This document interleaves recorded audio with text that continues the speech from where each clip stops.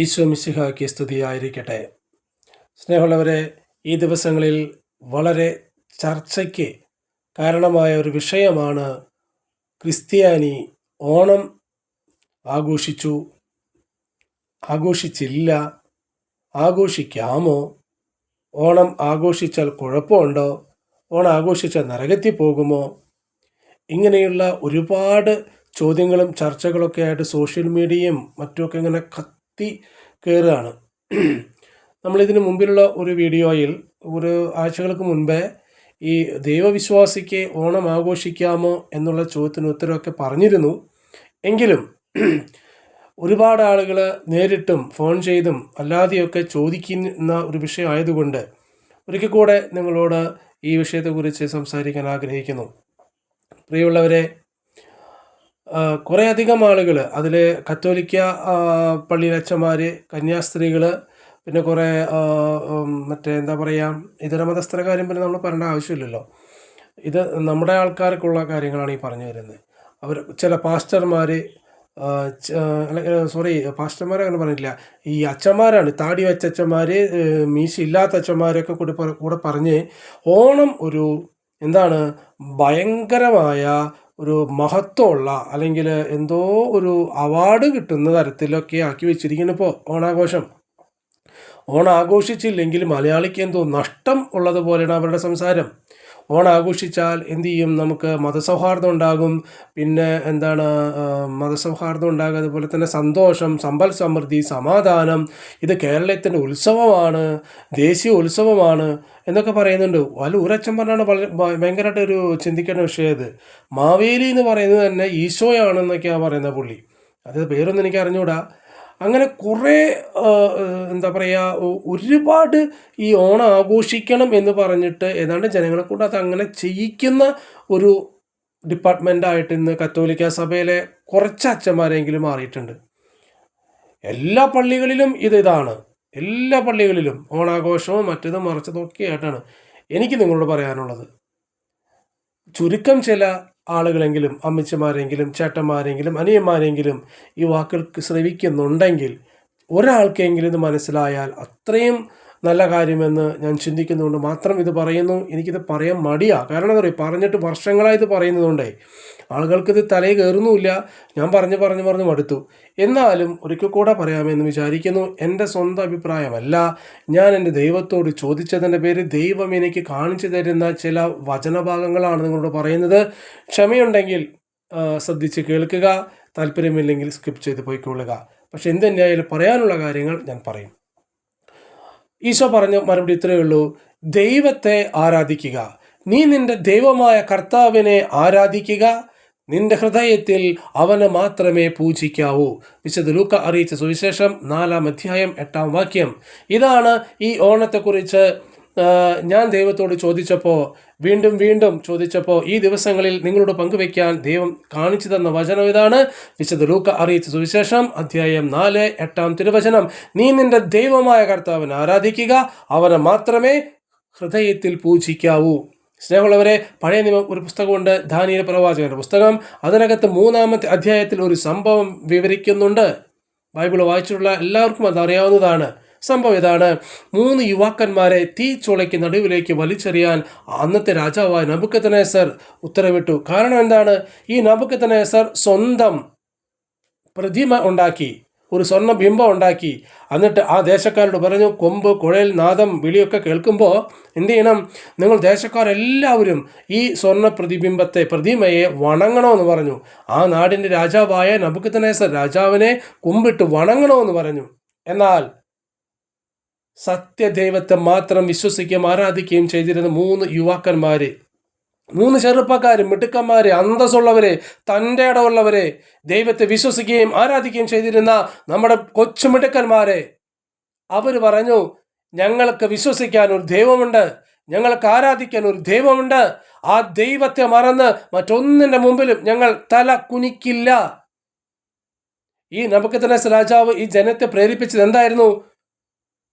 ഈ കൊമ്പ്, കുഴൽവിളി, നാദം ഇതൊക്കെ കേൾക്കുമ്പോൾ നിങ്ങൾ ആ പ്രതിമയെ കുമ്പിട്ട് വണങ്ങണം എന്നാണ് പറഞ്ഞത്. ഈ ചെറുപ്പക്കാർ പറഞ്ഞു, ഞങ്ങൾ വണങ്ങില്ല, ഞങ്ങൾ കുമ്പിടില്ല. ആ ദേശത്തെ രാജാവാണ് പറഞ്ഞത്. ആ രാജ്യത്തെ എല്ലാവരും അനുസരിക്കേണ്ട നിയമമാണിത്. പക്ഷേ നമ്മുടെ നാട്ടിലെ ആളുകൾ പറഞ്ഞതുപോലെ ഇത് കേരളത്തിൻ്റെ ദേശീയോത്സവമാണ്, ഞങ്ങൾ അതുകൊണ്ട് അതിൽ പങ്കെടുക്കുന്നു. ഇല്ല, ആ ചെറുപ്പക്കാർ പറഞ്ഞു, ഞങ്ങൾ ദൈവത്തെ വിശ്വസിക്കുന്നവരാ, സത്യദൈവത്തെ ആരാധിക്കുന്നവരാ. സത്യദൈവത്തെ ആരാധിക്കുന്ന ഞങ്ങൾ ഒരിക്കലും ഒരു പ്രതിമയുടെ മുമ്പിൽ തല കുനിക്കില്ല. ഈ വിശ്വാസം എനിക്കും നിനക്കും ഉണ്ടെങ്കിൽ ഞാനും നിങ്ങളും ദൈവത്തിൻ്റെ കണ്ണിൽ മിടുക്കന്മാരാണ്. സ്നേഹമുള്ളവരെ, നമ്മുടെ പാരമ്പര്യമൊക്കെ എവിടെ പോയി? വർഷങ്ങളുടെ പാരമ്പര്യമുണ്ടല്ലോ. ഞങ്ങൾ വിശ്വാസികളാണ്, ഞങ്ങൾ ക്രിസ്ത്യാനികളെ നൂറ്റം കൊള്ളുന്നുണ്ടല്ലോ. എവിടെ പോയി നിന്റെ ആ പാരമ്പര്യം? ഏതെങ്കിലും ഒരു വിശുദ്ധൻ നിനക്ക് കാണിച്ചു തന്നിട്ടുണ്ടോ ഓണം എന്ന ഉത്സവത്തിന് തല കുമ്പിടാൻ? കൂടുതൽ വിഷയങ്ങളിലേക്ക് കടക്കുന്നില്ല. പക്ഷെ ആ ചെറുപ്പക്കാർ കാണിച്ചു തന്ന മാതൃകയുണ്ട് നമുക്ക് ബൈബിളിൽ. ഒന്നിൻ്റെ മുമ്പിൽ ഞങ്ങൾ തലകുനിക്കില്ല, ഒരു വിഗ്രഹത്തിന് മുമ്പിൽ ഞങ്ങൾ തലകുനിക്കില്ല, ഒരു ഉത്സവത്തിന് ഞങ്ങൾ തലകുനിക്കില്ല. ഞങ്ങൾ ഞങ്ങളുടെ ദൈവത്തെ ആരാധിക്കുന്നവരാണ്. എന്താ ഉണ്ടായത്? ആ രാജ്യത്തെ ആളുകൾ മുഴുവനും, ആ രാജാവ് നെബൂഖദ്നേസർ ഒക്കെ ഈ ചെറുപ്പക്കാർക്കെതിരായി. അവരെന്ത് ചെയ്തു? അവർ ഈ ചെറുപ്പക്കാരെ തീച്ചുളയിലേക്ക് വലിച്ചെറിഞ്ഞു. എന്നിട്ട് എന്തുണ്ടായി? എല്ലാവരും വിചാരിച്ചു ഈ പിള്ളേരെ കത്തിക്കരിഞ്ഞു പോകുമെന്ന്. തൊടില്ല ഒരുത്തനും. നീ നിന്റെ ദൈവത്തെ ആരാധിക്കാൻ തയ്യാറാണെങ്കിൽ ആ ദൈവം നിന്നെ സംരക്ഷിക്കും. അത് തെളിയിക്കും എൻ്റെ തമ്പുരാൻ. നിങ്ങൾ ഈ ഈ തീച്ചൂള ഇങ്ങനെ വർദ്ധിപ്പിച്ചുകൊണ്ടിരിക്കുകയാണ്. ആ തീച്ചൂള വർദ്ധിപ്പിക്കാൻ പോയ കൽദായർ കത്തിക്കരിഞ്ഞു. എന്നാൽ ദൈവത്തെ ആരാധിക്കുന്ന കൊച്ചു മിടുക്കന്മാരുണ്ടല്ലോ, തൻ്റെ ഇടമുള്ള അന്തസ്സുള്ള വിശ്വാസികൾ, അവർ ഒരിക്കലും തലകുനിക്കില്ല. അവർ പറഞ്ഞു, ഞങ്ങളുടെ ദൈവം, ഞങ്ങളുടെ യഹോവയെ മാത്രമേ ഞങ്ങൾ ആരാധിക്കൂ. ഈ തീയിൽ നിന്ന് ഞങ്ങളെ രക്ഷിക്കാൻ കഴിയുന്നവനാണ് ഞങ്ങൾ ദൈവമെന്ന് വിളിച്ചത്. ഒരു പക്ഷേ ദൈവം ഞങ്ങളെ രക്ഷിച്ചില്ലെങ്കിലും ദൈവം തന്നെയാണ് ഞങ്ങളുടെ ദൈവമെന്ന്, മറ്റൊന്നിൻ്റെ മുമ്പിൽ ഞങ്ങൾ തന്നെ കുനിക്കില്ലെന്ന് അന്തസ്സോടെ പറഞ്ഞു, തൻ്റെ അടുത്തോടെ പറഞ്ഞു, ധൈര്യത്തോടെ പറഞ്ഞു. ഈ ധൈര്യം ഇന്നത്തെ കത്തോലിക്കർക്ക് ഉണ്ടാകട്ടെ എന്ന് ഞാൻ പ്രാർത്ഥിക്കുകയാണ് സ്നേഹമുള്ളവരെ.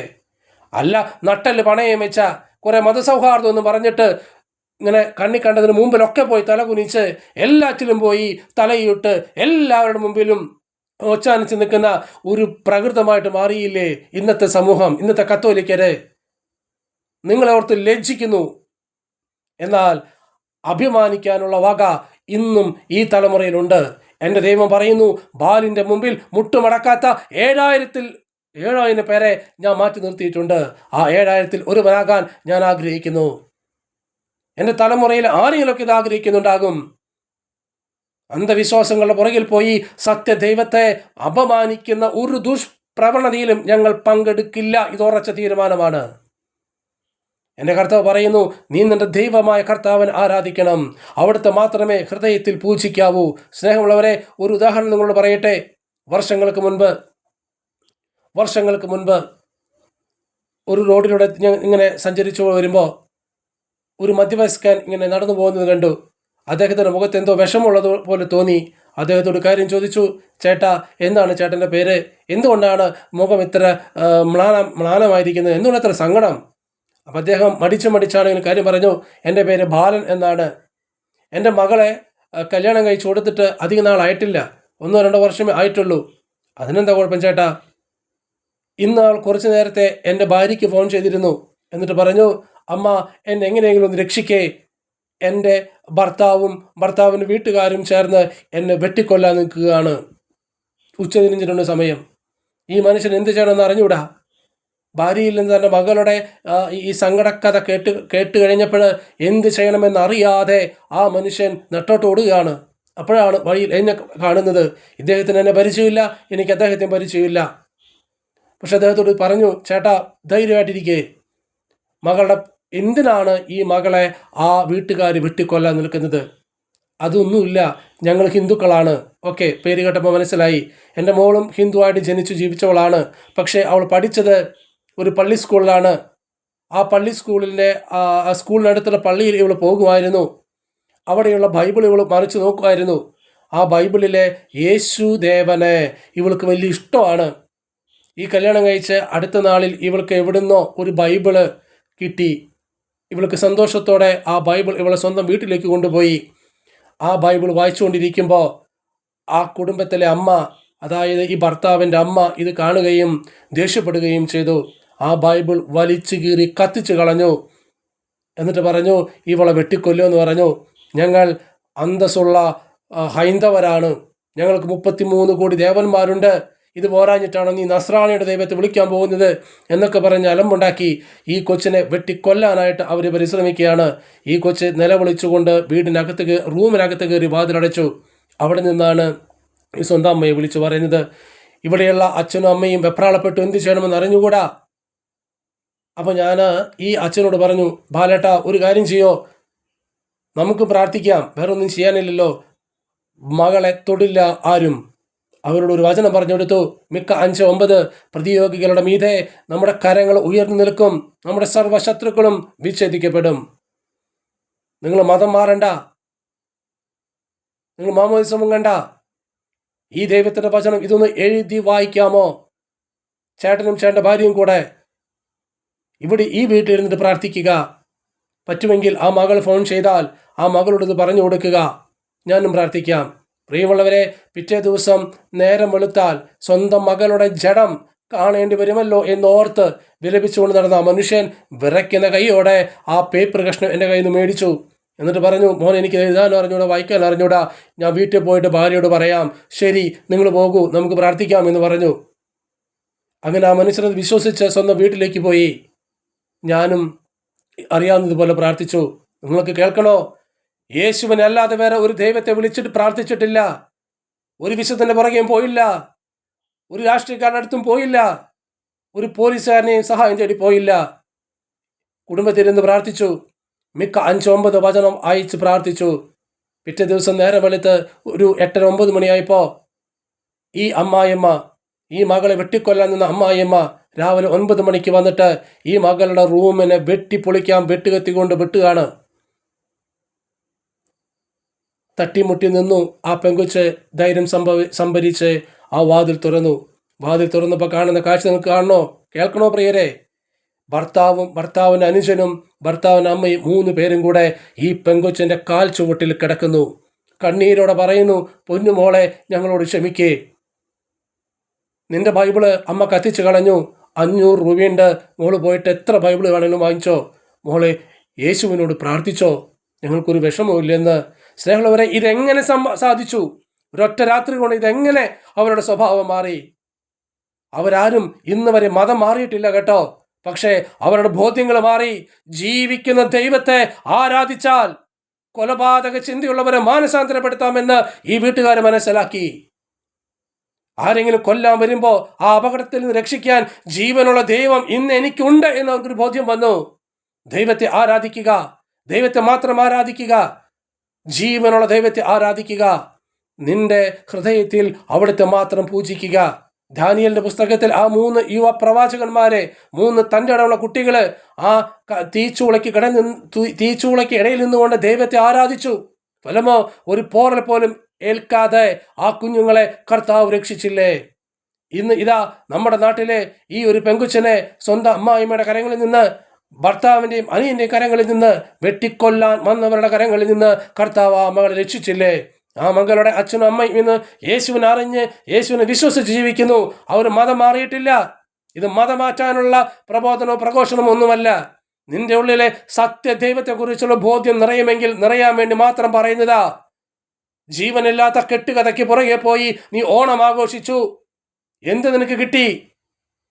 നിനക്ക് കിട്ടിയതൊക്കെ അല്പായുസേ ഉള്ളൂ.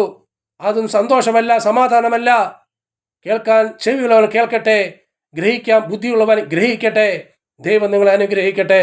ഒന്നോർക്കുക, ദൈവത്തെ മാത്രം ആരാധിക്കുക, ദൈവത്തെ മാത്രം ഹൃദയത്തിൽ പൂജിക്കുക. ദൈവം നമ്മെ സഹായിക്കട്ടെ. ആമേൻ.